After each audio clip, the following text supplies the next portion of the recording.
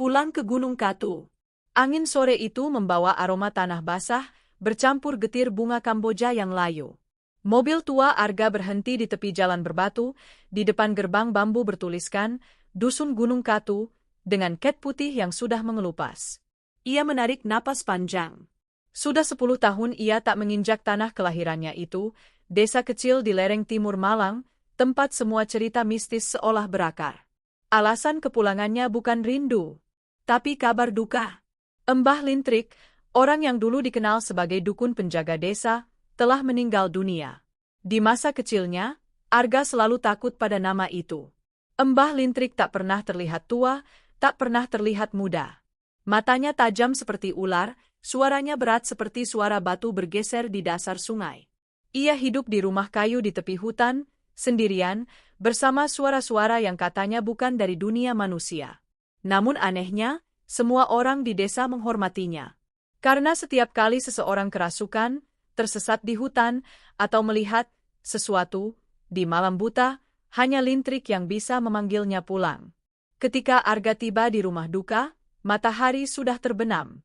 Di beranda, belasan orang duduk diam mengelilingi peti kayu. Wajah mereka pucat diterangi lampu minyak. Listrik sudah padam sejak sore, kata salah satu warga, padahal tiang-tiang masih utuh. Cuma di desa ini yang gelap, Mas. Arga menatap ke arah jenazah Mbah Lintrik. Tubuh tua itu dibungkus kain putih, namun wajahnya ditutup dengan kain hitam. Menurut adat setempat, itu dilakukan jika seseorang meninggal bukan karena sakit, tapi karena panggilan balik. Dia dipanggil penjaganya sendiri, bisik seorang lelaki tua di belakang Arga. Penjaganya? Arga bertanya. Lelaki itu menatapnya dengan mata kosong. Kau anak siapa? Anak Bu Ratmi, jawab Arga cepat.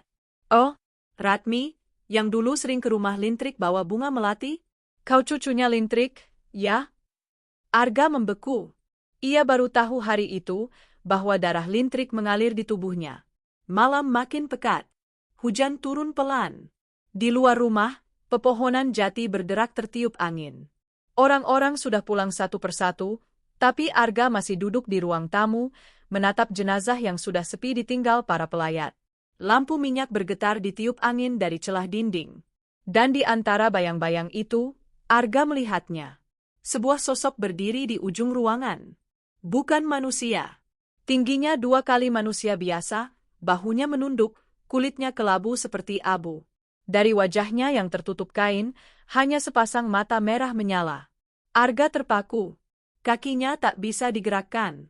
Tapi entah kenapa, sosok itu tidak menatapnya, melainkan menunduk ke arah jenazah Mbah Lintrik, lalu berlutut, seolah sedang menunggu sesuatu. Saat Arga hendak berdiri, suara lirih terdengar dari balik kain kafan.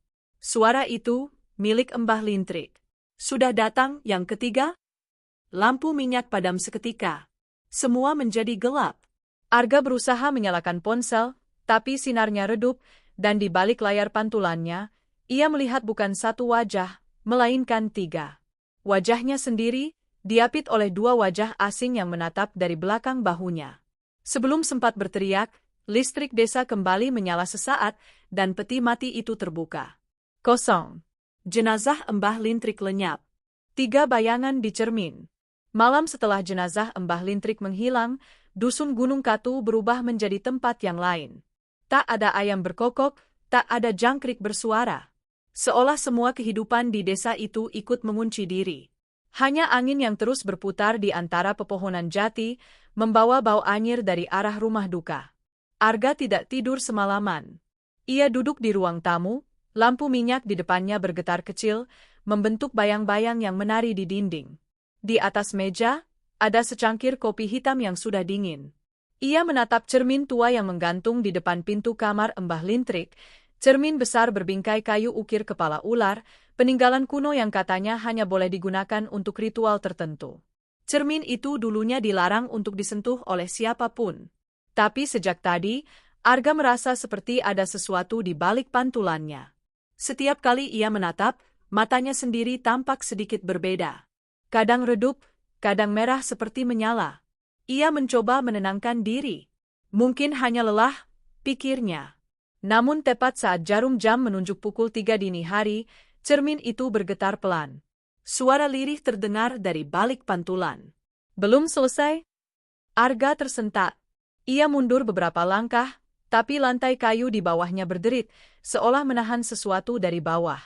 Lampu minyak berkedip, lalu padam. Dalam kegelapan itu, ia merasakan hawa dingin yang menusuk tulang.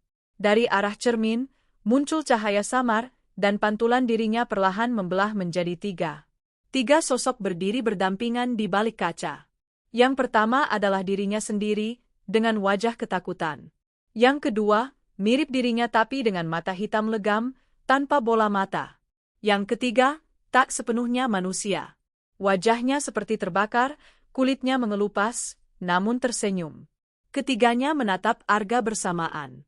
Lalu sosok ketiga mengangkat tangan, menempelkan telapak ke permukaan kaca. Dari arah pantulan itu, muncul retakan kecil seperti es yang pecah. Arga, suara itu bergetar dari dalam cermin. Lintrik belum pergi?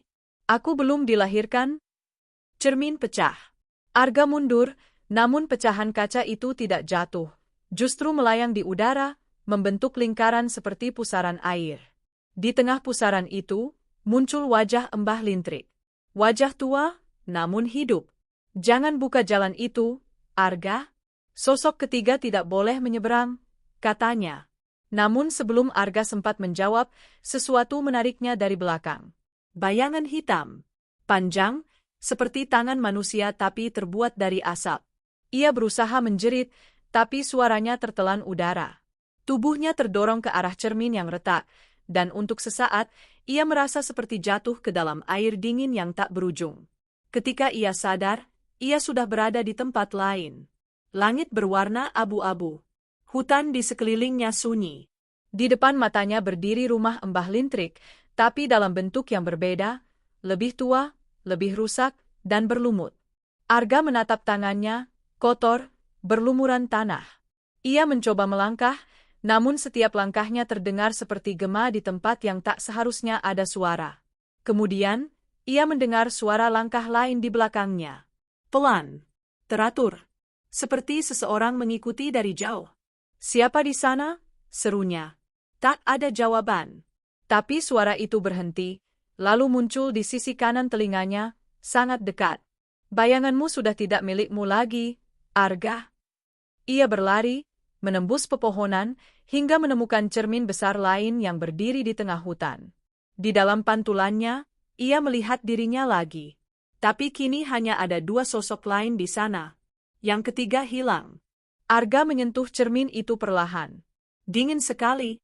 Namun saat jarinya menempel, dari dalam pantulan muncul goresan tulisan yang membentuk kalimat. Aku di rumahmu sekarang. Dan seketika ia terlempar keluar dari dunia itu. Ia terbangun di ruang tamu, napasnya terengah.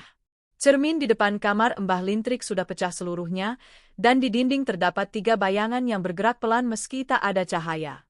Salah satunya, bayangan ketiga, menatapnya, tersenyum samar. Pagi harinya, suara adzan subuh dari masjid dusun terdengar serak dan terputus-putus. Warga berkerumun di depan rumah Mbah Lintrik. Seorang ibu menjerit, cermin di rumahku pecah semua. Bayanganku nggak muncul. Arga keluar, masih gemetar. Ia mencoba bertanya pada warga, namun pandangan mereka terhadapnya aneh, seolah ada sesuatu di wajahnya yang berubah. Seorang anak kecil berlari mendekat, lalu berbisik pelan, Mas Arga, kenapa bayangan Mas 3? Arga langsung menoleh ke tanah. Di bawah sinar matahari pagi, ia melihatnya sendiri, 3 bayangan panjang menempel di kakinya. Satu bergerak mengikuti gerakannya. Yang kedua diam. Yang ketiga bergerak berlawanan arah. Arga menatap ke hutan. Jauh di antara pepohonan, ada sosok tinggi berkulit abu-abu berdiri, menatapnya balik. Sejak hari itu, setiap malam ketika listrik padam, 3 bayangan itu selalu muncul di dinding rumah. 2 diam. 1 berbisik di telinganya. Dan setiap kali ia menatap ke cermin, yang menatap balik bukan lagi dirinya. Kubur yang tak mau ditenangkan. 3 hari setelah pemakaman yang tak pernah benar-benar selesai itu, kabar aneh menyebar di dusun Gunung Katu. Kuburan Mbah Lintrik, yang terletak di lereng kecil di pinggir hutan, setiap malam terdengar bergetar. Suara tanah bergerak, seperti ada sesuatu di bawah sana yang mencoba keluar. Arga mendengarnya pertama kali dari ibu-ibu yang datang membawa bunga ke makam tetangga. Kubur Mbah Lintrik nggak tenang, Mas. Setiap malam bunyi, duk, duk, duk, dari dalam tanah, kata mereka dengan wajah pucat. Ada juga yang bersumpah melihat cahaya merah muncul di atas nisan. Arga tak ingin percaya begitu saja, tapi hatinya gelisah. Sejak kejadian di rumah itu, ia tahu sesuatu memang tidak wajar. 3 bayangan masih menempel pada tubuhnya. Kadang salah satunya hilang, lalu muncul kembali di waktu yang tak terduga. Ia tidak tidur nyenyak. Setiap kali memejamkan mata, ia mendengar suara berbisik, kuburku belum ditutup. Suara itu, suaranya Mbah Lintrik. Sore itu, Arga memutuskan untuk pergi ke kuburan. Langit mendung, awan menggantung tebal, dan aroma hujan terasa di udara. Ia membawa kamera kecil, senter, dan buku catatan tua yang ia temukan di rumah Mbah Lintrik beberapa hari sebelumnya. Buku itu berisi tulisan tangan halus dan rumit, sebagian besar menggunakan bahasa Jawa kuno. Di halaman pertama tertulis kalimat yang membuat bulu kuduknya meremang. 3 harus dikubur, tapi hanya 2 yang dikafani. Ia tak tahu apa maksudnya. Tapi firasatnya berkata, jawaban tentang sosok ketiga pasti tersembunyi di kuburan itu. Begitu sampai di lereng, ia melihat gundukan tanah yang tampak berbeda dari kubur lainnya. Nisan Mbah Lintrik tidak ditandai nama, hanya simbol berbentuk 3 garis melengkung yang berpotongan di tengah. Di sekitarnya tumbuh bunga liar, tapi anehnya, tidak ada satupun nyamuk atau serangga mendekat. Udara di sana terasa lebih dingin dari seharusnya. Arga menyalakan senter dan mulai merekam. Hari ketiga setelah pemakaman Mbah Lintrik, suaranya pelan namun tegas. Penduduk mengaku mendengar suara dari dalam kubur. Saya ingin memastikan sendiri. Belum sempat ia lanjutkan, tanah di depannya bergerak. Pelan, tapi jelas. Duk, duk, duk. Tanah itu berdenyut seperti dada seseorang yang bernapas. Arga mundur beberapa langkah, jantungnya berpacu cepat. Tapi rasa penasaran lebih kuat dari rasa takut. Ia menggali sedikit dengan sekop kecil yang ia bawa. Hanya beberapa senti dari permukaan, sekopnya menghantam sesuatu yang keras. Kayu. Peti. Tapi bukannya diam, peti itu bergetar. Dari sela-selanya, keluar bau busuk dan hawa panas. Arga menelan ludah, lalu perlahan membersihkan permukaannya. Ia menemukan ukiran yang sama seperti di nisan, 3 garis melengkung berpotongan. Tiba-tiba dari balik tanah terdengar suara, berat dan parau, seperti dari dalam dada yang retak. Buka, yang ketiga belum dikafani. Arga terpaku. Ia memandangi peti itu, keringat dingin menetes di pelipis. Suara itu terus mengulang, pelan tapi semakin jelas, seolah keluar dari lubang di antara papan kayu. Buka, aku belum dibungkus, belum ditutup. Langit mendadak menyala, kilat memotong awan. Senter Arga mati. Ia menyalakannya kembali, dan seketika, pohon-pohon di sekitar kuburan bergoyang hebat, tanah terangkat sedikit demi sedikit. Peti itu bergerak sendiri ke permukaan, dan dari sela tanah yang terbelah, keluar tangan kurus berwarna kelabu. Arga mundur sambil menjerit. Tapi tangan itu tidak mengejarnya.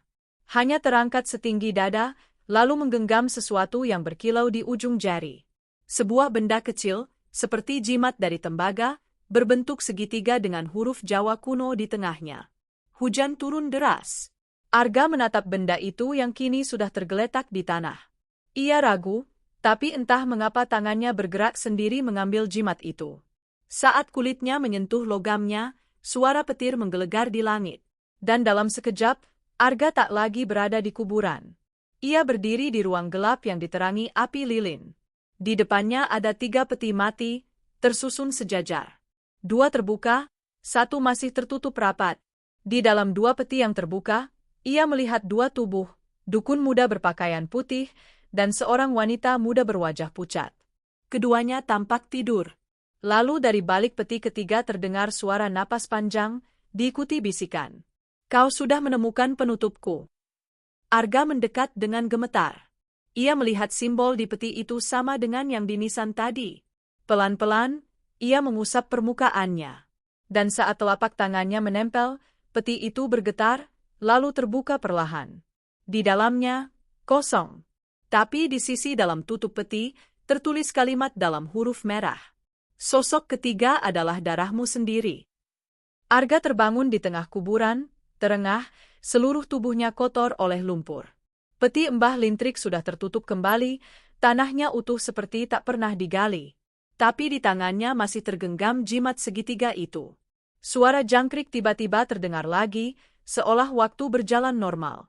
Namun dari arah bawah lereng, seorang lelaki tua penjaga makam datang membawa lampu minyak. Ia menatap Arga lama sekali, lalu berkata dengan nada getir. Mas Arga, kalau jenengan sudah lihat isi kubur itu, berarti sudah dipilih.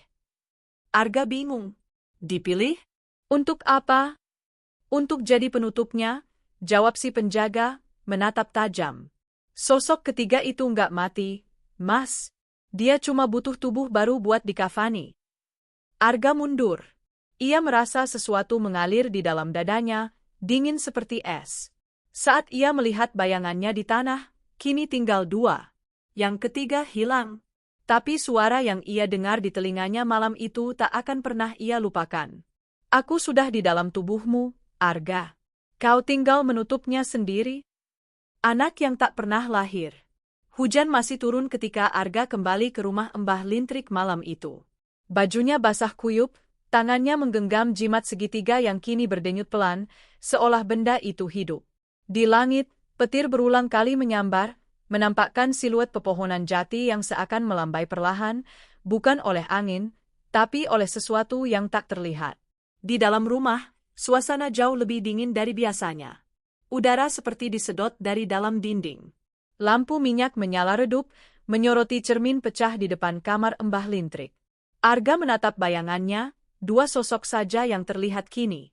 Yang ketiga benar-benar lenyap. Namun setiap kali ia menutup mata, ia bisa merasakan kehadirannya di dalam dirinya. Suara lirih, napas yang bukan miliknya sendiri, bergaung di telinga. Aku belum sempat lahir, tapi darahmu membuka jalanku. Arga terbangun dari lamunannya ketika seekor kucing hitam melintas di depan pintu. Hewan itu berhenti sejenak, menatap Arga dengan mata hijau berpendar, lalu mengeluarkan suara serak yang aneh, lebih mirip bisikan manusia daripada dengkuran. Kucing itu berjalan menuju lemari tua di pojok ruangan, yang terkunci sejak Mbah Lintrik meninggal. Arga, dengan gemetar, mengikuti. Ia membuka lemari itu. Di dalamnya ada tumpukan kain kafan, botol kaca berisi rambut, potongan kuku, dan beberapa kitab lusuh. Salah satunya berjudul, Ritus Kelahiran Penyeimbang. Di halaman pertama, tertulis nama, Lintrik binti Ratmaja. Buku itu berisi catatan ritual tentang upaya seorang dukun perempuan yang ingin melahirkan penerus kekuatan penjaga Gunung Katu. Ia menulis bahwa penjaga dunia gaib tak boleh putus garis darahnya, karena jika itu terjadi, batas antara dunia arwah dan manusia akan runtuh. Namun di halaman tengah, tulisan berubah kacau, tinta merah tercoreng seperti darah segar. Kalimat terakhir tertulis jelas. Anakku tidak sempat lahir. Tapi roh penjaga telah menyatu dengan janin yang hilang. Ia akan kembali ketika darahku dipanggil. Dada Arga terasa sesak. Ia menatap jimat di tangannya. Segitiga tembaga itu kini berdenyut cepat, bersamaan dengan detak jantungnya. Ia mulai memahami. Mbah Lintrik bukan hanya dukun penjaga desa. Ia adalah ibu dari roh yang tak sempat dilahirkan. Dan darah Arga, keturunannya, adalah kunci agar makhluk itu bisa lahir kembali. Malam semakin larut. Arga duduk di depan meja altar kecil di kamar Mbah Lintrik. Di sana terdapat mangkuk tembikar berisi abu hitam. Ia menyalakan dupa, berharap bisa menenangkan pikirannya. Namun begitu asap mulai menebal, udara di sekitarnya berubah. Bau dupa berganti dengan aroma anyir. Dari arah pintu, terdengar langkah kaki pelan. Arga menoleh. Seorang perempuan tua berdiri di sana. Wajahnya mirip Mbah Lintrik, tapi lebih muda, mungkin berusia 40 tahun. Rambutnya panjang, kulitnya pucat, dan mata hitamnya memancarkan sinar lembut sekaligus menyeramkan. Ia mengenakan kain hitam panjang, kakinya tidak menyentuh tanah. Arga? Suara itu berat namun lembut. Kau tak seharusnya membuka kubur itu. Siapa? Siapa ibu? Tanya Arga gemetar. Aku Lintrik yang lain. Bagian dari dirinya yang tidak pernah mati, jawab perempuan itu. Aku yang mengikat penjaga. Tapi ketika darahku terputus, satu bagian jiwaku tersesat. Ia menjadi sosok ketiga. Dia yang di dalam tubuhku sekarang. Perempuan itu menunduk. Ya, anak yang tak pernah lahir. Janin yang seharusnya menjadi penerusku. Ia menunggu kelahiran, tapi tubuh ibunya membusuk sebelum waktunya. Kini, tubuhmu jadi jalannya kembali. Arga menatap matanya, setengah takut, setengah ingin tahu. Kenapa aku?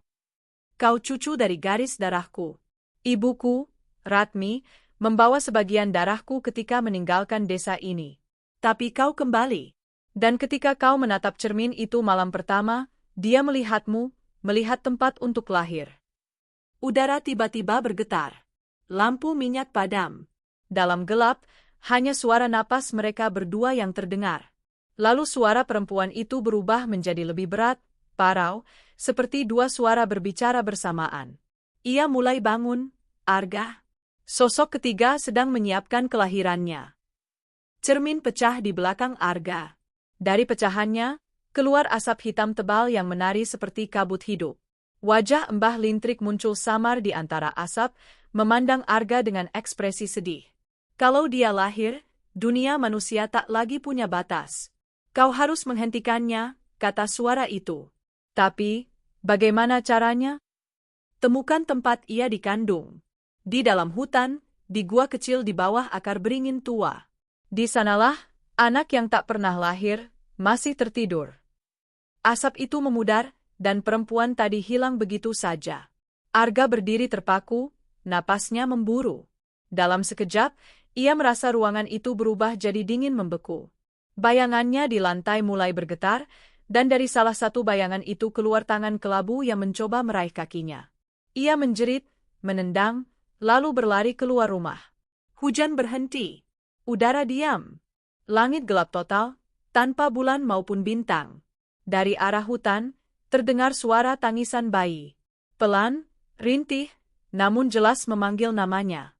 Arga. Tangisan itu datang dari arah yang disebut Lintrik tadi. Dari bawah pohon beringin besar di tengah hutan Gunung Katu. Arga menatap hutan itu, napasnya tersengal. Setiap instingnya menjerit agar ia lari, tapi ada sesuatu dalam dirinya yang menuntunnya untuk mendekat. Mungkin bagian dari dirinya yang bukan manusia. Mungkin bagian dari sosok ketiga. Langkahnya berat. Setiap kali ia melangkah, bayangannya di tanah berubah bentuk. Kadang jadi bayi, kadang jadi perempuan, kadang jadi dirinya sendiri tapi tersenyum dengan mata hitam kosong. Di ujung jalan tanah yang becek, ia menemukan gua di bawah akar pohon beringin. Mulut gua itu kecil, tapi dari dalamnya keluar cahaya merah samar. Arga menunduk, masuk perlahan. Udara di dalam lembab dan penuh bau darah. Di tengah gua, di atas batu datar, ada selembar kain putih lusuh yang sudah berlumur tanah. Dan di atas kain itu, sesuatu bergerak. Bukan manusia, bukan hewan. Tubuhnya kecil seperti janin, tapi wajahnya mirip dirinya. Ia menangis tanpa suara, lalu membuka mata yang hitam pekat. Saat pandangan mereka bertemu, Arga mendengar suaranya sendiri berbisik di dalam kepala. Aku akhirnya lahir. Darah di balik lampu minyak. Malam di hutan Gunung Katu begitu sunyi hingga suara napas sendiri terdengar seperti gemuruh. Di dalam gua, Arga berdiri membeku di hadapan makhluk kecil yang menatapnya dengan mata hitam mengilap. Bayi itu, atau entah apa sebutannya, tak bergerak, hanya tersenyum samar. Cahaya merah dari batu di bawah tubuhnya membuat kulitnya tampak seperti daging mentah yang masih hidup. Arga ingin berlari, tapi kakinya seolah tertanam di tanah. Tubuhnya bergetar hebat. Siapa kau? Suaranya nyaris tak keluar. Suara balasan datang bukan dari mulut bayi itu, melainkan dari dalam kepalanya sendiri. Aku darah yang tak sempat dibersihkan. Aku yang seharusnya lahir. Dan kini, tubuhmu telah membukakan jalanku. Arga mundur perlahan. Namun seiring setiap langkahnya, bayi itu ikut bergerak, bukan dengan merangkak, melainkan meluncur di atas permukaan batu, seperti ditarik bayangan sendiri. Tiba-tiba, dari dinding gua, muncul urat-urat hitam yang merambat cepat, membentuk pola segitiga. Urat-urat itu menyala merah, lalu berhenti tepat di bawah kaki Arga. Lantai gua bergetar. Dari celah tanah, merembes darah. Arga menunduk. Darah itu mengalir menuju jimat segitiga di tangannya, masuk perlahan, lalu benda itu bersinar terang. Dalam sekejap, seluruh gua dipenuhi cahaya merah menyala. Bayi itu menjerit, suara melengking yang bukan milik manusia, melesak ke dalam kepala Arga seperti ribuan paku panas. Ketika ia sadar, ia sudah di luar gua. Hujan turun deras. Tubuhnya basah kuyup, tapi di tangannya kini bukan lagi jimat tembaga, melainkan lampu minyak kecil yang menyala sendiri dengan nyala merah darah di dalam kacanya. Lampu itu aneh. Tak padam meski kena hujan, dan setiap kali ia menatap api di dalamnya, ia melihat wajah-wajah samar, Mbah Lintrik, perempuan berwajah muda, dan bayi hitam itu, bergantian muncul, seolah ingin berbicara tapi terperangkap di dalam kaca. Arga berjalan pulang dengan langkah berat. Di setiap pohon yang ia lewati, kulit batangnya menghitam, mengeluarkan cairan merah seperti darah. Sesampainya di rumah, desa sudah kacau. Warga berteriak. Dari beberapa rumah terlihat api menyala, bukan karena kebakaran, melainkan lampu minyak yang tiba-tiba menyala sendiri. Setiap lampu itu berwarna merah, sama seperti yang ada di tangan Arga. Seorang ibu berlari mendekat, wajahnya penuh ketakutan. "Mas Arga, rumah-rumah kebanjiran darah. Dari mana asalnya?" Arga tak menjawab. Ia hanya memandangi lampu di tangannya. Nyala apinya bergetar, dan dari dalam kaca terdengar suara tawa kecil. "Semua darah kembali pada asalnya," bisik suara itu di telinganya. Saat Arga menoleh, di belakangnya berdiri bayangan tinggi berkulit abu-abu, sosok yang dulu ia lihat malam pertama pemakaman.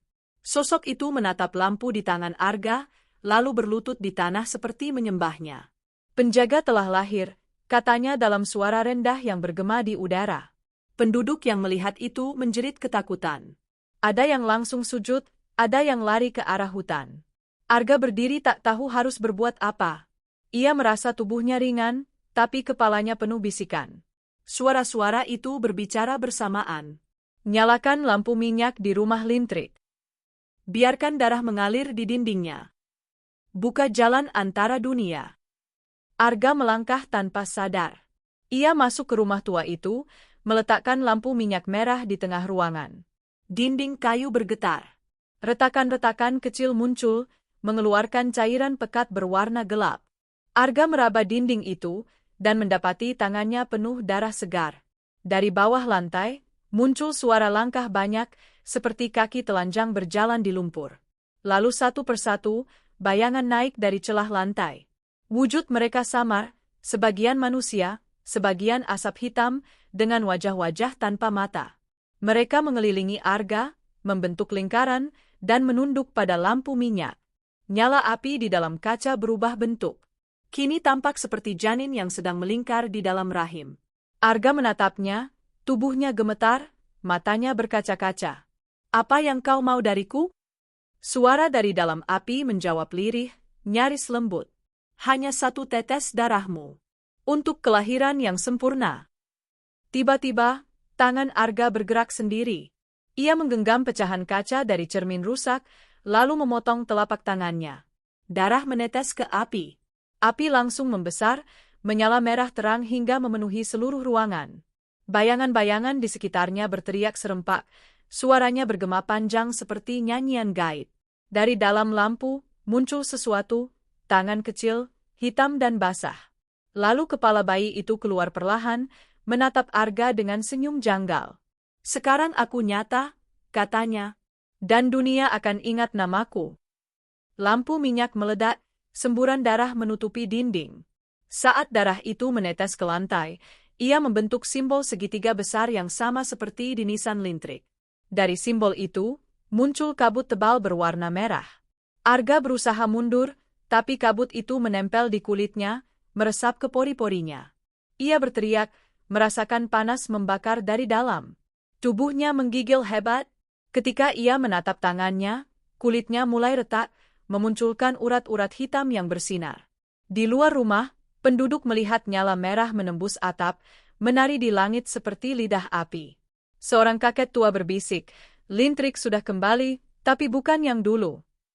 Arga tersungkur di lantai. Dalam kepalanya, dua suara bertarung, suara dirinya sendiri, dan suara bayi yang kini menjadi sosok ketiga sepenuhnya. Jangan biarkan dia keluar, katanya pada dirinya sendiri. Tapi suara lain membalas, kau yang membuka pintunya. Sekarang, biarkan aku keluar lewat darahmu. Tubuh Arga bergetar hebat. Dari matanya mengalir darah, dari telinganya keluar asap hitam. Ia menjerit hingga suaranya serak, namun tidak ada yang bisa mendengar.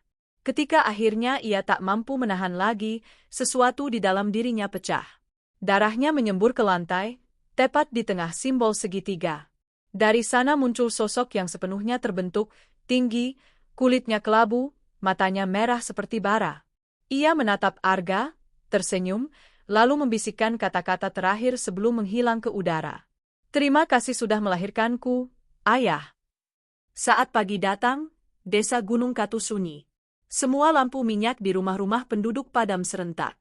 Hanya satu yang tetap menyala, di rumah Mbah Lintrik, dengan nyala api kecil berwarna merah darah, menandakan sesuatu yang belum benar-benar selesai. Dan di tengah ruangan, Arga duduk diam di lantai, wajahnya pucat, matanya kosong, menatap api itu. Di belakangnya, di dinding, kini hanya ada satu bayangan. Tapi bayangan itu tersenyum, meski Arga sendiri tidak. Satu nyawa untuk keseimbangan.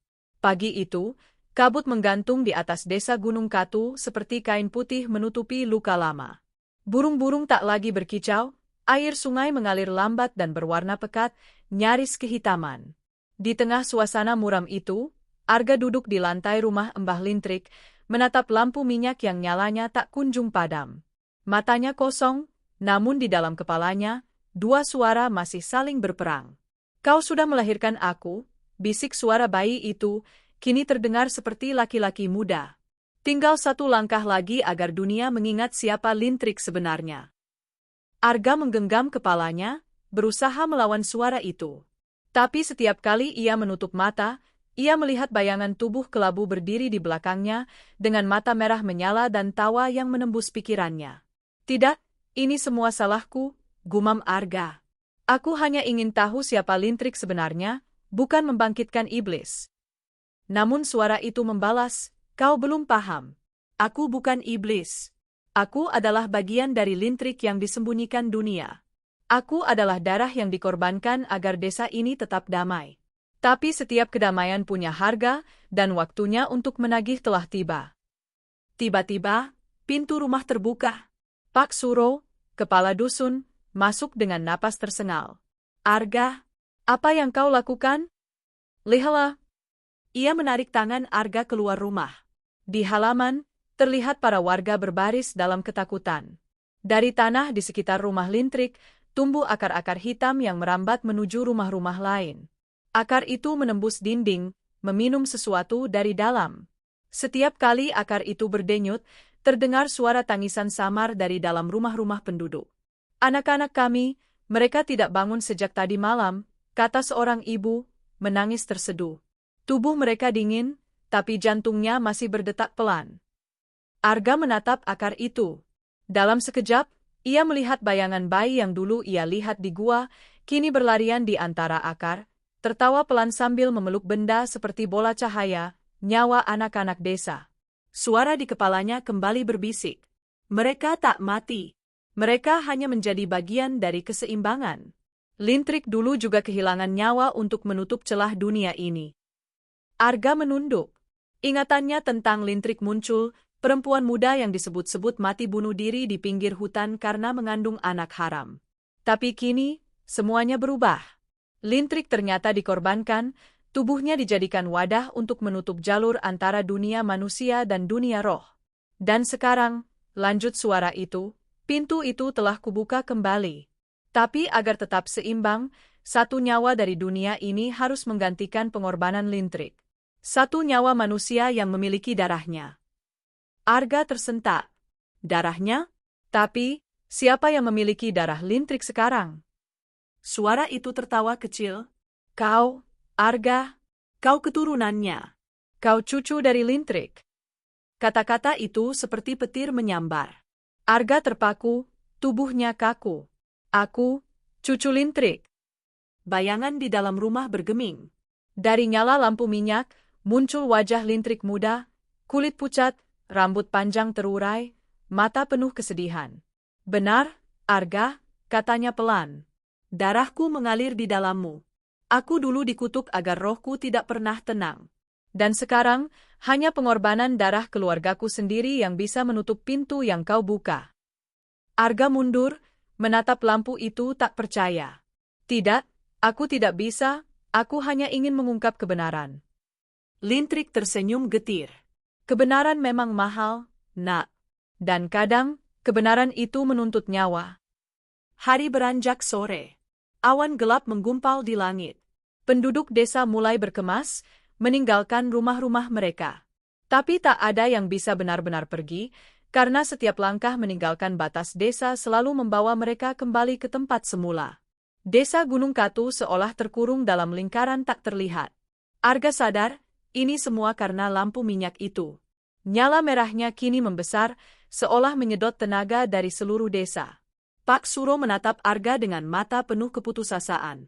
Kalau kau tahu cara menghentikannya, lakukanlah, nak. Sebelum semuanya habis. Arga menatap lampu itu lama. Dalam api, wajah bayi itu muncul lagi, kini berubah menjadi sosok remaja dengan kulit kelabu dan mata merah. Aku tidak ingin menghancurkan, katanya lembut. Aku hanya ingin hidup. Tapi hidupku berarti kematian bagi dunia ini. Jadi pilihlah, Arga, aku, atau mereka. Arga berlutut, menangis. Ia tahu pilihannya, menutup portal dengan nyawanya sendiri, atau membiarkan sosok ketiga hidup dan memakan dunia manusia perlahan. Ia menatap lampu minyak itu sekali lagi. Kalau aku mati, apakah semua ini akan berhenti? Suara Lintrik menjawab lirih. Ya, tapi bukan mati yang biasa. Kau harus mengembalikan darahmu pada tempat di mana dulu aku dikorbankan. Arga paham. Ia harus kembali ke gua di bawah pohon beringin, tempat pertama kali ia menemukan bayi itu. Malam menjelang lagi. Petir menyambar di langit. Arga membawa lampu minyak merah di tangannya, berjalan menembus kabut menuju hutan. Suara langkahnya berat, tapi tekadnya kini tak tergoyahkan. Setiap kali ia menatap lampu itu, wajah Lintrik muncul, tersenyum sendu. Maafkan aku, Arga, katanya. Aku tidak ingin kutukan ini jatuh padamu. Tapi dunia tak bisa menampung dua arwah dari satu darah yang sama. Arga meneteskan air mata. Kalau aku mati, tolong jaga mereka, Mbah. Jangan biarkan desa ini jadi korban lagi. Lintrik mengangguk. Kau anak yang berani, seperti ayahmu dulu. Sampai di depan gua, Arga berhenti. Batu-batu bergetar, dan dari dalam gua terdengar suara napas berat. Sosok tinggi kelabu itu muncul, sosok ketiga dalam wujud sempurnanya. Tubuhnya kini lengkap, dengan wajah menyerupai Arga sendiri namun lebih tua, lebih dingin. Kau tak bisa menutup pintu yang sudah kubuka, katanya tenang. Arga menjawab, aku tidak menutupnya. Aku hanya mengembalikan yang seharusnya. Ia mengangkat lampu minyak, lalu membuka tutup kacanya. Api merah langsung meloncat keluar, menari di udara, membentuk pusaran cahaya besar di atas gua. Sosok kelabu itu tertawa, tapi tawanya segera berubah menjadi jeritan ketika Arga menggores dadanya sendiri dengan belati, meneteskan darahnya ke tanah. Darah itu menyerap cepat ke batu, membentuk segitiga besar, sama seperti yang ada di nisan Lintrik. Api merah dari lampu langsung tersedot ke simbol itu, lalu memancar terang ke langit. Arga jatuh berlutut, wajahnya penuh darah. Kembalilah ke tempatmu. Sosok kelabu itu meronta, tapi tubuhnya perlahan pecah menjadi abu. Sementara itu, dari balik pusaran api, Lintrik muncul dengan wajah damai. Ia menatap Arga dan berbisik, kau telah menebus dosaku, nak. Kini semuanya akan berakhir. Arga tersenyum lemah. Terima kasih, Mbah. Detik berikutnya, cahaya merah meledak ke udara. Suara gemuruh mengguncang seluruh desa. Penduduk yang ketakutan melihat dari kejauhan, menyaksikan langit seolah terbuka sebentar, lalu menutup kembali dengan sinar putih yang lembut. Ketika pagi datang, hutan kembali tenang. Rumah Lintrik kosong, hanya menyisakan bekas lingkaran api di lantainya. Lampu minyak yang semalam menyala kini padam sepenuhnya. Dan di depan gua beringin, hanya tersisa satu batu nisan baru. Tulisannya sederhana. Arga Lintrik. Darah terakhir penjaga pintu. 1957-2025. Penduduk Gunung Katu kembali hidup seperti biasa, tapi setiap malam, ketika kabut turun, nyala merah kecil masih terlihat di puncak gunung, lampu minyak yang tak pernah padam sepenuhnya. Dan di antara hembusan angin, terkadang terdengar suara perempuan berbisik. Keseimbangan terjaga, tapi sampai kapan? Bayangan yang tak pernah tidur. Sudah 3 bulan sejak malam itu. Desa Gunung Katu kembali tenang, setidaknya tampak begitu di permukaan. Sawah menghijau, sungai kembali jernih, dan suara anak-anak terdengar lagi di pagi hari. Namun bagi mereka yang masih tinggal di dekat rumah tua Lintrik, ketenangan itu hanyalah kulit luar dari luka yang belum sembuh. Rumah Lintrik dibiarkan kosong. Tak ada yang berani mendekat, bahkan siang hari. Dindingnya kini ditutupi lumut, dan di tengah ruangan masih ada bekas lingkaran gosong yang tak bisa dihapus, seolah tanah menolak untuk dilupakan. Pak Suro sering datang ke tempat itu setiap malam. Ia menyalakan dupa di depan rumah dan berdoa dengan suara lirih. Arga, semoga rohmu tenang. Semoga darahmu benar-benar menutup semua yang jahat. Namun malam itu, saat ia selesai berdoa, terdengar suara langkah kecil dari dalam rumah. Langkah itu pelan, tapi jelas. Seperti kaki anak kecil tanpa alas. Pak Suro menatap ke dalam lewat celah pintu. Gelap, hanya bayangan kursi reot dan meja tua yang tampak. Tapi di lantai, ada sesuatu, setitik cahaya merah kecil, seperti bara api. Lampu minyak itu, gumamnya. Ia masuk perlahan, menunduk, menatap titik cahaya itu. Tapi sebelum sempat mendekat, dari arah belakangnya terdengar suara tawa kecil. Tunggu, katanya, berbalik cepat. Tak ada siapa-siapa. Lalu tawa itu terdengar lagi, kali ini lebih jelas, tawa anak kecil, melengking tapi datar, tanpa emosi. Pak Suro mundur perlahan. Lampu di tangannya bergetar. Tolong, jangan ganggu lagi, semua sudah selesai, katanya gugup. Namun sebelum ia keluar dari rumah, pintu tertutup keras dengan sendirinya. Dinding bergetar, dan nyala dupa di lantai padam seketika. Dari kegelapan, 2 mata kecil menyala merah, mengintip dari bawah meja. Suara itu kembali, tapi kini bukan tawa. Belum selesai, Pak Suro. Pintu memang tertutup, tapi bayangannya tidak pernah tidur.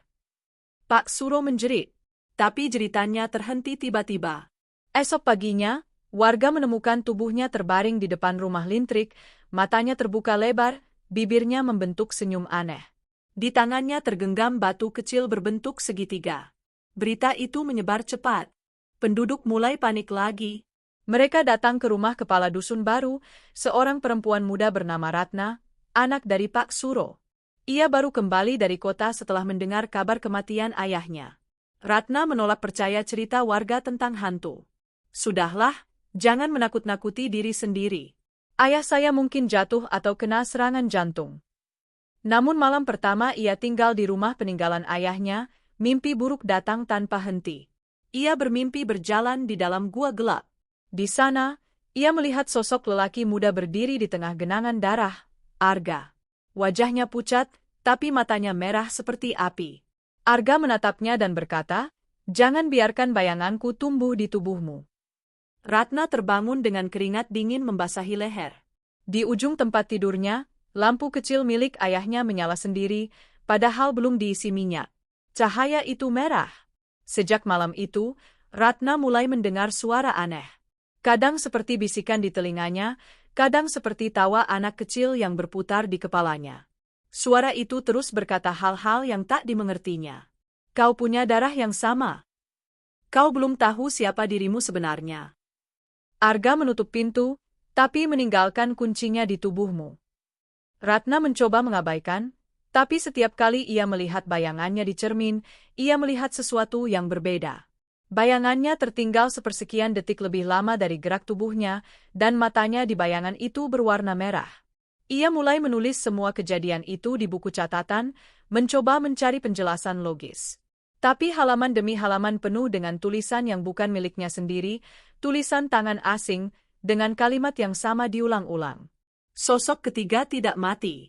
Ia hanya berpindah tubuh. Ratna menutup buku itu dengan panik. Nafasnya memburu. Ia menatap kaca jendela dan melihat refleksinya tersenyum, padahal ia tak tersenyum. Beberapa hari kemudian, seorang dukun tua datang dari luar desa. Namanya Mbah Karsa, murid terakhir dari Lintrik sendiri. Ia sudah lama menghilang, tapi muncul setelah mendengar kabar aneh dari Gunung Katu. Ia datang menemui Ratna dan langsung menatap leher gadis itu lama. "Ah, darah Lintrik mengalir kuat padamu, nak," katanya perlahan. "Tak heran dia mencari tubuhmu." Ratna kebingungan. "Siapa dia yang Mbah maksud?" Mbah Karsa duduk di lantai, menatap api dupa. "Sosok ketiga yang dulu dilahirkan Arga." Arga memang menutup pintu dunia roh, tapi roh itu tak bisa musnah. Ia menempel pada darah Lintrik yang masih hidup. Dan kau adalah darah terakhir itu. Ratna terdiam. Ia ingin menolak, tapi dalam hatinya tahu, ada sesuatu di tubuhnya yang tidak lagi miliknya sepenuhnya. Setiap malam, ia mendengar napas lain di dalam dadanya. Bagaimana cara menghentikannya, Mbah? Mbah Karsa menjawab pelan, dengan keseimbangan baru. Arga memberikan nyawanya untuk menutup pintu, tapi tak ada yang menjaga bayangannya. Kau harus menjadi penjaga itu. Tapi untuk itu, kau harus menghadapi sosok ketiga di tempat ia pertama kali dilahirkan. Ratna menunduk. Ia tahu tempat itu, gua beringin di pinggir hutan. Malam ke-40 setelah kematian Pak Suro, Ratna pergi ke sana. Hujan turun deras, petir menyambar. Mbah Karsa ikut menemaninya, membawa kendi berisi minyak suci dan dupa pembuka gerbang. Di depan gua, Ratna merasakan udara dingin menembus tulang. "Tempat ini masih berdenyut," bisik Mbah Karsa. "Darah Arga mengering di batu-batu ini, tapi roh yang keluar darinya belum tidur." Ratna melangkah masuk. Gua itu berbau besi dan tanah basah. Di tengah ruangan, batu tempat bayi Lintrik dulu muncul masih ada, tapi kini retak, mengeluarkan cahaya merah samar. Tiba-tiba, dari balik bayangan, suara tawa anak kecil terdengar. "Akhirnya kau datang, darah terakhir."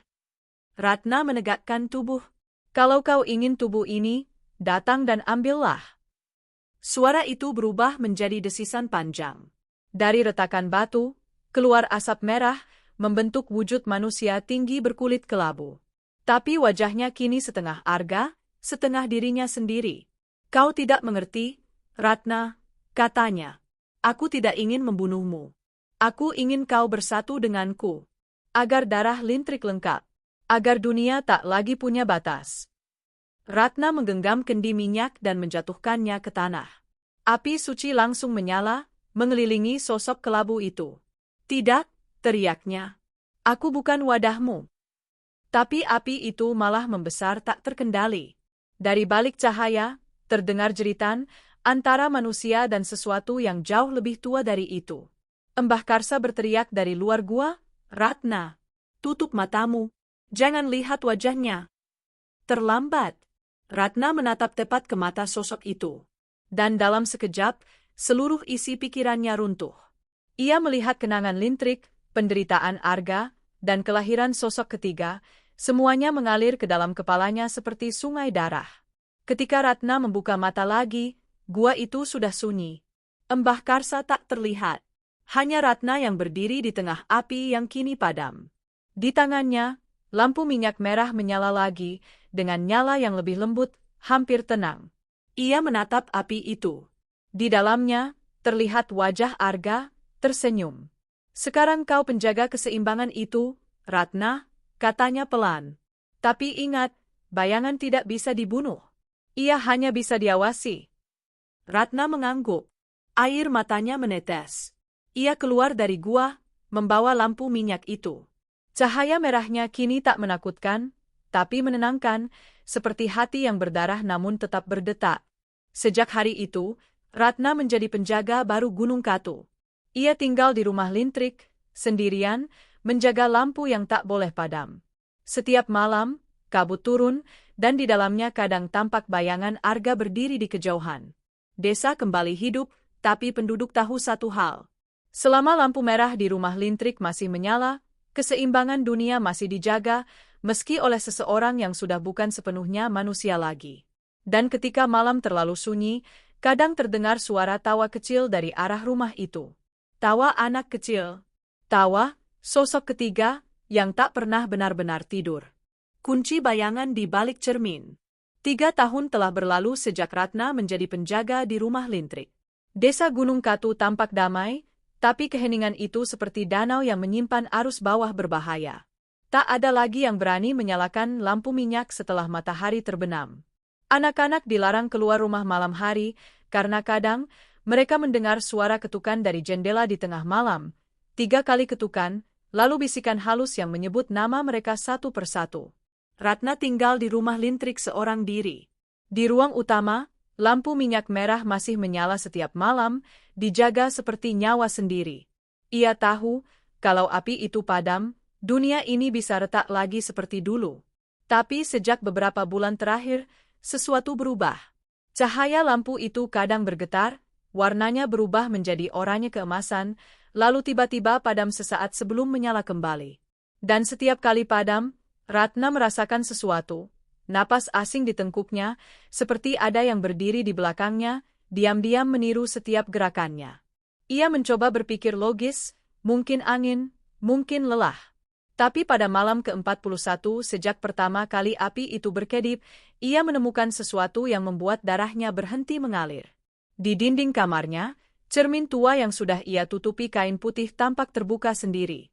Kainnya jatuh ke lantai. Ratna menatap pantulan dirinya. Tapi di sana, bayangan itu tersenyum, sementara wajah aslinya tidak.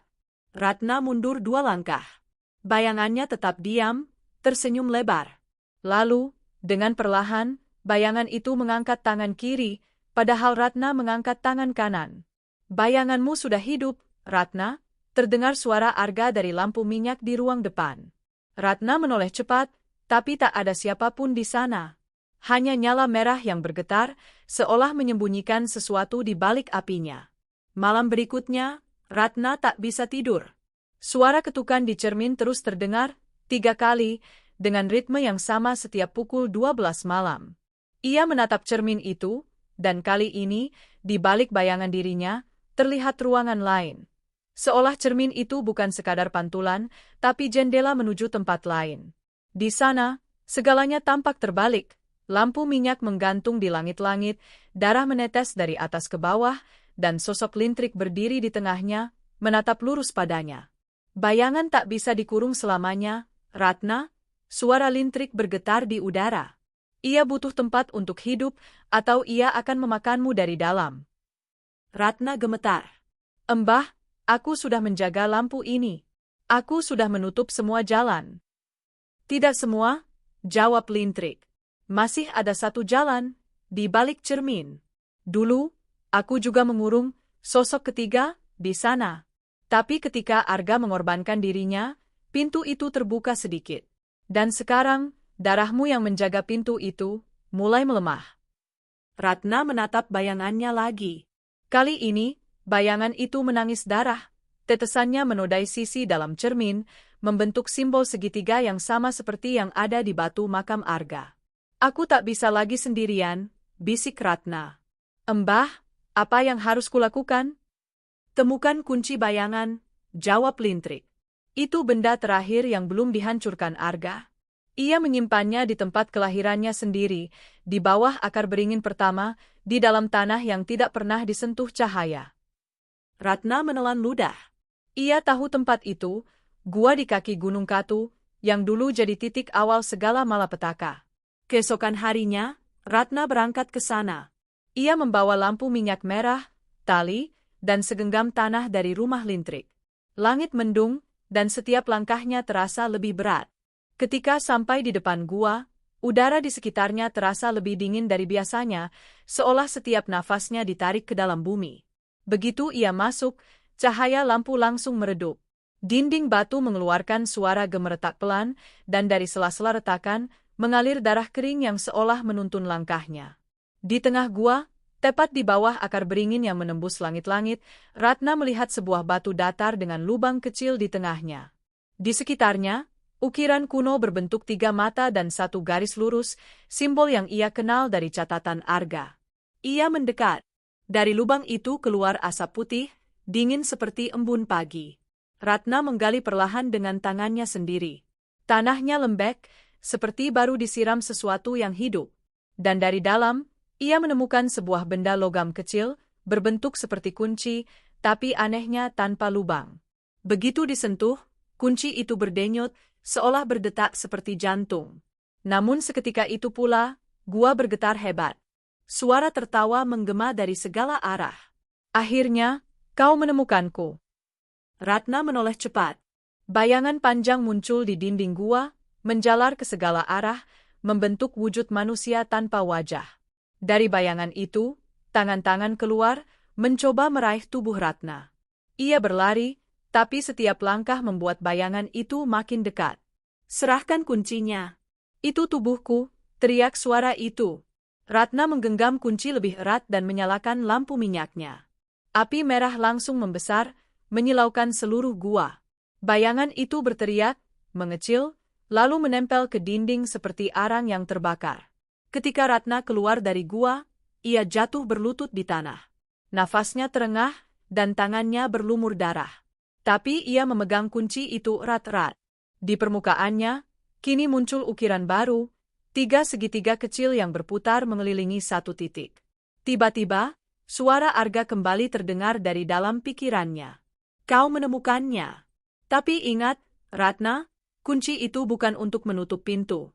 Ia untuk memilih siapa yang akan hidup di dunia nyata, dan siapa yang akan terkurung di balik cermin. Ratna terdiam. Ia menatap refleksi samar di permukaan lampu minyak, dirinya, dan di belakangnya, bayangan yang terus tersenyum. Malam itu, Ratna kembali ke rumah lintrik.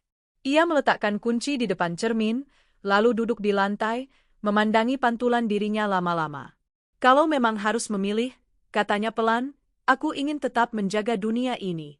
Tapi kalau bayangan harus hidup, biarlah dia hidup di tempatnya sendiri. Bayangan di cermin perlahan menunduk, lalu mengangkat wajahnya. Kali ini, ia berbicara. Kalau kau menutupku lagi, Ratna, kau akan kehilangan dirimu. Aku bukan musuhmu. Aku adalah bagian darimu. Aku adalah luka yang tak pernah disembuhkan oleh darah lintrik. Ratna meneteskan air mata. Kalau begitu, kita hidup bersama, tapi di 2 sisi berbeda. Ia mengangkat kunci itu tinggi-tinggi, menatap nyala lampu minyak merah di dekatnya, lalu memasukkan kunci ke arah cermin. Cermin itu bergetar keras. Suara gemuruh memenuhi rumah. Dari balik pantulan, cahaya merah menyala terang, membentuk pusaran seperti mata terbuka.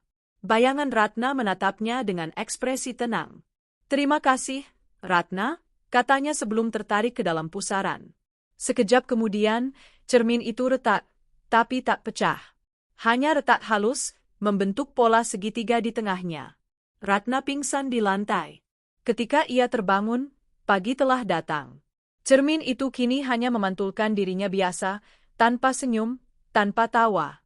Tapi di balik retakan tipis itu, tampak nyala merah kecil, berdenyut seperti nadi. Lampu minyak di ruang depan kini padam untuk pertama kalinya dalam 3 tahun.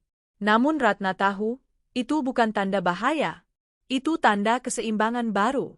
Ia melangkah keluar rumah. Angin pagi membawa aroma tanah basah. Desa Gunung Katu terasa hidup kembali, anak-anak berlari, ayam berkokok, dan matahari bersinar lembut. Namun di dalam rumah, di balik cermin retak itu, ada sesuatu yang bernafas pelan. Bayangan Ratna duduk di sisi lain, menatap dunia nyata dengan mata tenang. Ia tersenyum, lalu membisikkan kata-kata terakhir yang hanya bisa didengar oleh mereka yang berdarah lintrik. Bayangan tidak tidur, ia hanya menunggu waktu. Ketika cermin pecah, pagi di Gunung Katu selalu berwarna abu-abu, seolah matahari enggan menyinari penuh tanah yang menyimpan banyak rahasia. Ratna berdiri di halaman rumah lintrik, menatap kabut yang turun pelan dari lereng. 3 tahun telah berlalu sejak malam ketika ia mengunci bayangan di balik cermin. Hidup berjalan normal, tapi di setiap bayangan air, di setiap pantulan kaca jendela, Ratna selalu melihat sesuatu. Dirinya, tapi sedikit berbeda, lebih tenang, lebih dingin, dan kadang lebih hidup dari dirinya sendiri. Anak-anak desa kini berani bermain di jalanan. Lampu minyak merah sudah lama tidak dinyalakan. Tapi orang-orang masih menunduk setiap kali melewati rumah tua itu. Bagi mereka, Ratna bukan sekadar penjaga. Ia sudah menjadi bagian dari legenda Gunung Katu, perempuan tanpa bayangan. Namun di balik semua ketenangan itu, sesuatu mulai berubah. Retakan di cermin yang dulu ia tinggalkan kini membesar. Awalnya hanya setipis rambut, tapi setiap malam, garis retak itu semakin melebar, seperti luka yang menolak sembuh. Dan setiap kali bulan purnama datang, Ratna mendengar suara samar dari balik cermin, napas, bisikan, bahkan suara langkah kaki di balik pantulan. Pada malam ke-99 sejak lampu merah padam, suara itu memanggilnya lagi. Ratna, waktunya sudah tiba. Ratna menoleh, menatap cermin di ruang tengah. Bayangan dirinya kini tidak diam. Ia berjalan ke depan, menempelkan kedua tangannya ke permukaan kaca. Dari balik cermin, matanya memancarkan cahaya merah samar, bukan lagi pantulan, tapi tatapan makhluk yang hidup di sisi lain. Aku tidak ingin tinggal di sini lagi, kata bayangan itu. Aku ingin keluar. Dunia di balik cermin sudah retak, seperti dulu dunia Lintrik retak oleh darahnya sendiri. Ratna menggenggam kalung perak pemberian Lintrik. Kalau kau keluar, dunia akan hancur. Kita pernah seimbang, sekarang tidak lagi. Seimbang, tawa bayangan itu berat, menggema dari dinding ke dinding. Kau pikir kau masih manusia sepenuhnya, Ratna? Setengah dari dirimu sudah di sini. Kau dan aku sudah mulai menyatu. Ratna menatap cermin itu lekat-lekat. Dan untuk pertama kalinya, ia melihat garis tipis merah di bawah matanya sendiri, tanda darah Lintrik, tanda penjaga bayangan. Ia sadar, setiap hari ia semakin mirip sosok di balik cermin itu. Tubuhnya lebih dingin, kulitnya pucat, dan setiap malam ia mendengar detak jantung dari arah kaca. Sore itu, seorang pendatang datang ke desa. Namanya Gendis, cucu dari Arga, lelaki yang dulu menjadi korban untuk menyegel sosok ketiga. Ia membawa catatan kuno milik kakeknya, dengan tulisan yang hampir pudar. Ia mengetuk pintu rumah Ratna dengan wajah tegang. Mbakyu Ratna, katanya. Aku datang membawa pesan terakhir dari kakekku. Ia tahu hari ini akan datang. Ratna menatapnya tanpa ekspresi. Arga sudah lama mati, Gendis. Apa lagi yang bisa ia katakan? Gendis membuka lembaran kertas tua, membacakan dengan suara bergetar. Jika cermin itu mulai retak, maka dua dunia sedang menyatu kembali. Darah Lintrik tak cukup menahannya, kecuali ada pengganti. Maka, penjaga harus memilih. Mengorbankan dirinya untuk menutup retakan. Atau membiarkan dunia lain lahir di atas dunia ini. Ratna menunduk, matanya bergetar. Jadi memang harus berakhir seperti ini. Gendis menatapnya, takut sekaligus kagum.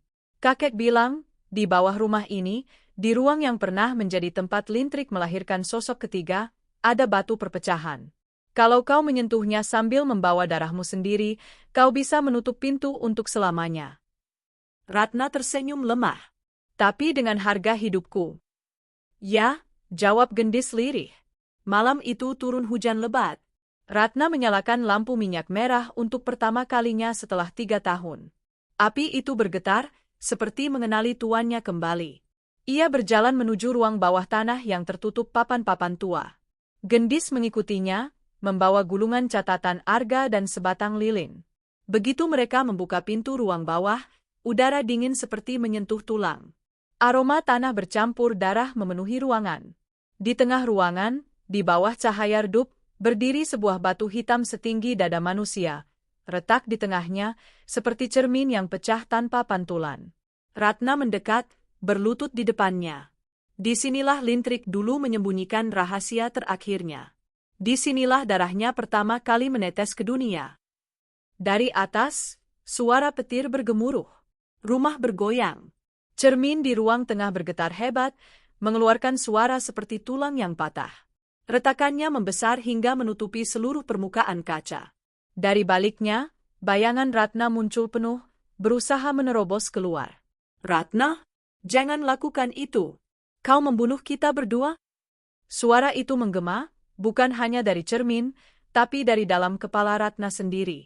Ratna mengangkat tangannya, menatap telapak yang kini bersinar samar merah. Kalau aku tidak menutupnya, dunia ini akan dimakan oleh bayangan. Dan kalau aku mati, biarlah ini jadi akhir darah Lintrik. Ia menorehkan pisau kecil di telapak tangannya. Darah merah mengalir, menetes ke batu hitam itu. Batu itu langsung bergetar. Cahaya merah keluar dari celahnya, membentuk lingkaran di lantai. Angin berputar hebat. Suara tangisan dan tawa bergantian muncul dari segala arah.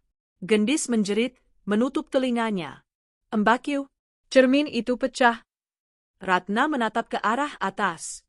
Dari lubang tangga, ia melihat pecahan cermin berterbangan ke udara, menari seperti kaca hidup, memantulkan wajah bayangan Ratna yang kini telah keluar sepenuhnya dari cermin. Sosok itu turun ke ruang bawah tanah, berdiri berhadapan dengan Ratna, dua wajah yang sama, dua jiwa yang saling menatap. Kau pikir bisa menyingkirkanku? Tanya bayangan itu. Aku bukan musuhmu. Aku adalah bagian dari kekuatanmu. Ratna menatapnya dalam-dalam. Kau bukan kekuatanku. Kau adalah ketakutanku. Ia menekan telapak tangannya yang berdarah ke permukaan batu. Cahaya merah membesar, menyilaukan mata. Bayangan itu menjerit, tubuhnya mulai retak seperti kaca yang terbakar dari dalam. Ratna, jangan. Kita satu. Kalau aku lenyap, kau juga lenyap. Ratna menatap Gendis yang berlutut di pojok ruangan, lalu tersenyum samar. Kalau dunia ini bisa aman, biarlah aku ikut lenyap bersamamu. Dalam cahaya merah itu, semua benda di ruangan bergetar hebat. Dinding mulai runtuh. Batu hitam itu pecah di tengah, mengeluarkan semburan cahaya dan debu halus. Ratna dan bayangannya terseret ke dalam pusaran merah terang, dua wujud yang saling menatap hingga detik terakhir. Aku bukan musuhmu. Dan aku bukan cerminmu. Suara mereka menyatu menjadi satu gema panjang, lalu lenyap bersama cahaya. Ketika pagi datang, Gendis terbangun di luar rumah. Seluruh bangunan telah runtuh, menyisakan hanya batu hitam kecil di tengah reruntuhan. Ia mendekat pelan, melihat sesuatu yang aneh. Di permukaan batu itu, terpantul wajah Ratna, tersenyum lembut, tanpa bayangan di belakangnya. Gendis menunduk, air mata mengalir. Ia tahu, Ratna telah memilih. Dunia ini selamat, tapi ia telah menyatu dengan sosok ketiga yang dulu ditakuti semua orang. Di langit, matahari muncul perlahan. Kabut Gunung Katu mulai naik, membawa bayangan samar yang menari di antara sinar pagi. Dan di desa, orang-orang mengatakan, pada pagi hari setelah hujan deras, jika kau berdiri di bekas rumah Lintrik dan menatap genangan air di tanah, kau akan melihat dua mata memandangi balik, satu milikmu, dan satu lagi milik Ratna. Dan dari dalam pantulan itu, terdengar bisikan lembut. Bayangan tak pernah mati. Ia hanya mencari cermin baru.